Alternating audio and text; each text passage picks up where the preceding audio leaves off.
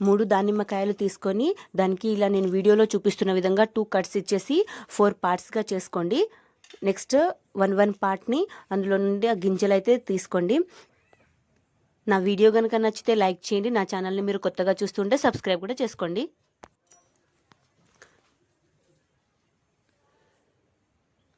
ఇలా దానిమ్మ గింజలంతా తీసిన తర్వాత ఇప్పుడు మిక్సీ జార్ తీసుకొని ఈ గింజలన్నీ అందులో వేసుకోండి.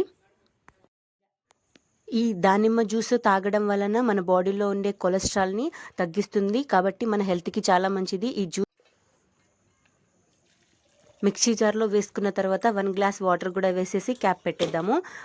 నెక్స్ట్ 4 to 5 టైమ్స్ ఇలా పల్స్ తిప్పేస్తే సరిపోతుందండి. నెక్స్ట్ స్ట్రైనర్ తీసుకొని స్ట్రెయిన్ చేసుకోండి. సర్వింగ్ గ్లాస్లో సర్వ్ చేసుకుందాము. మన జ్యూస్ అయితే రెడీ అయిపోతుంది.